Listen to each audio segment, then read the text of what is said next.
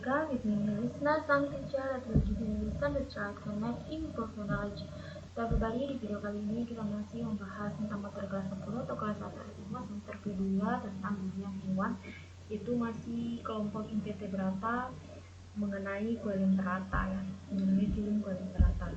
Dimana sebelumnya itu di video ini kita sudah membahas tentang porifera, sekarang kita membahas tentang kuelin terata ya. Jadi ini dulu yang kita bahas tentang kuelin terata dulu yang kita bahas. Mungkin di video selanjutnya lagi kita akan bahas yang ini. Oke, porifera bisa dilihat di video sebelumnya ya penjelasannya. Sekarang kita fokus dulu ke pembahasan tentang kuelin terata. Jadi berbagi kuelin terata ini itu ciri-cirinya lapisan tubuhnya itu tersusun oleh sel-sel epidermis dan lapisan dalamnya itu berupa gastrodimus. Kemudian hanya memiliki satu lubang yang berfungsi sebagai mulut sekaligus sebagai anus. Dan berikutnya pada lapisan epidermis terdapat sel-sel khusus yang dapat menghasilkan sengat. Kemudian di antara epidermis dan gastrodermis itu terdapat lapisan mesoglea yang kadang-kadang itu mengandung sel. Hidup di air tawar dan air laut itu habitatnya ya. Kemudian mengalami pergerakan keturunan atau mutagenesis antara fase polin dan medusa. Ini merupakan contoh dari kuelin terata ini ya. Jadi ubur-ubur itu masih dalam kelompok kuelin terata ini. Nah, ubur-ubur itu seperti yang dijelaskan tadi memiliki sengat. Oke, next ya. Di sini kita membahas tentang reproduksi, di mana untuk invertebrata untuk film kuelin terata ini memiliki reproduksi secara seksual dan seksual. Untuk reproduksi secara seksual itu dilakukan membentukkan tunas yang kemudian lepas dari hidupnya dan berkembang menjadi individu baru. Sementara untuk reproduksi secara seksual itu dilakukan dengan pembentukan sperma dan ovum yang melebur menjadi gugut lalu tumbuh menjadi individu baru sebagai hermafrodit atau sperma dan ovum menghasilkan individu yang sama, tapi juga ada yang gonofordit atau sperma yang menghasilkan individu yang terpisah dari individu penghasil ovum itu sendiri.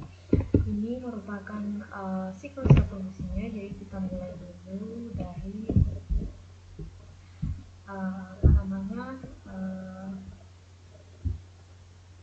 kuelin terata yang dewasa ya. Ini yang bagian dewasa, ini Aurelia jantan dan ini Aurelia betina, di mana mereka akan menghasilkan sel sperma dan juga menghasilkan sel telur. Ketika sel sperma ini bertemu dengan sel ovum, maka akan terjadi namanya fertilisasi. Selanjutnya akan terbentuklah embrio, di mana embrio akan terus berkembang kemudian hingga menjadi larva, sehingga larva ini nanti akan menjadi tempat tumbuh yang baik untuk pertumbuhannya. Akan terus berkembang larvanya ini mencari suatu nutrisi di lingkungan itu hingga dia mampu tumbuh menjadi polip ini dan terus berkembang hingga menjadi Aurelia dewasa seperti itu. Kemudian untuk reproduksi aseksualnya ini ya, misalnya ini Aurelianya akan lepas gitu bagian dari tunasnya ini, maka akan terbentuklah yang namanya Aurelia dewasa karena perkembangan dari tunasnya ini seperti itu untuk reproduksi secara aseksualnya. Selanjutnya kita ini tentang pengklasifikasian. Jadi untuk kelas kuelin terata ini ada 3 kelas, ada hidrozoa, ada stigozoa, dan kelas anthozoa. Untuk hidrozoa dapat dilihat di sini contohnya seperti Hydra hybridis dan juga Odolia sp. Bisa dilihat ya bentuknya seperti ini, kurang lebih seperti bentuk kehidupan purba kelompok hewan. Jadi untuk kelompok hidrozoa ini tuh umumnya berupa poli, hanya sebagian kecil yang berbentuk besar dan hidup berkoloni. Habitatnya namanya hidrozoa di air tawar dan sebagian hidup di laut. Biasanya untuk menempel pada benda yang ada dalam air. Misalnya tanaman air reproduksinya itu secara aseksual hidrozoa dengan membentuk tunas, adapun reproduksi secara seksualnya itu membentuk sperma dan ovum. Hidrozoa ini kebanyakan hemafrodit bersifat meskipun ada yang monofort juga.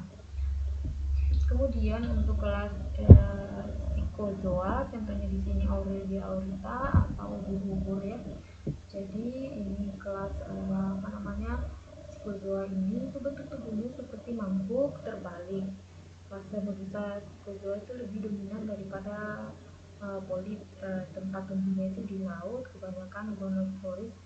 Psikozoa ini mampu mempunyai kelenjar kelamin yang disebut dengan gonade terdapat dalam kantung-kantung ruang gastropiknya.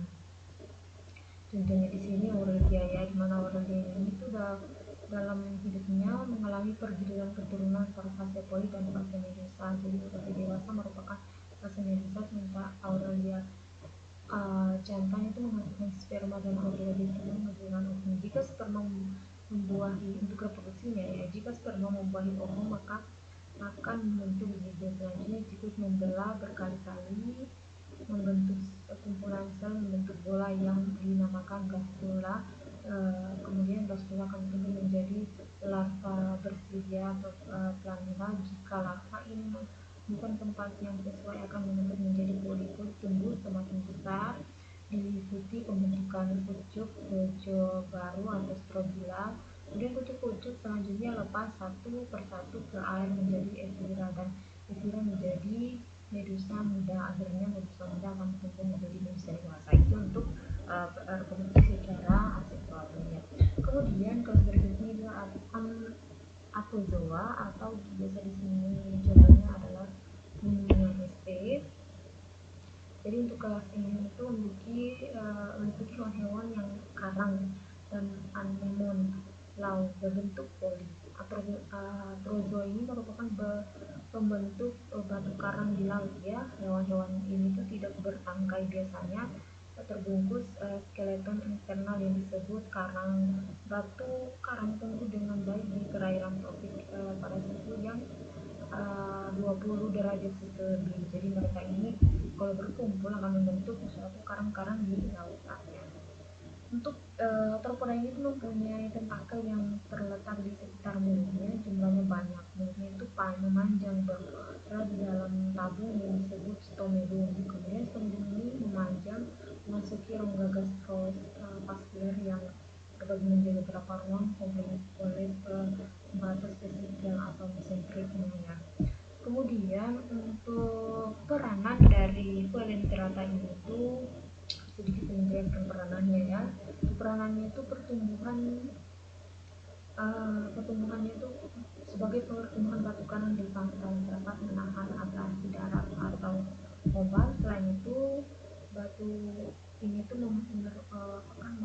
tempat perkembangan biakan biota laut ya, bahkan pembentukan tanaman laut yang sangat penting bagi perkembangan objek wisata bahari.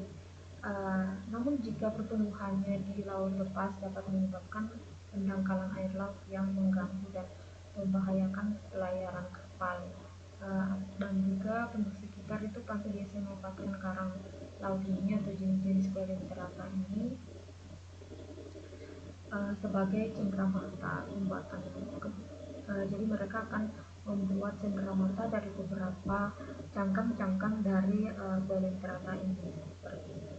Saya pribadi, saya rasa cukup penjelasan video kali ini. Jika dirasa masih kurang, silahkan saya tanyakan di kolom komentar. So, thanks because you have watched my video. Mudah-mudahan bermanfaat. Bye-bye.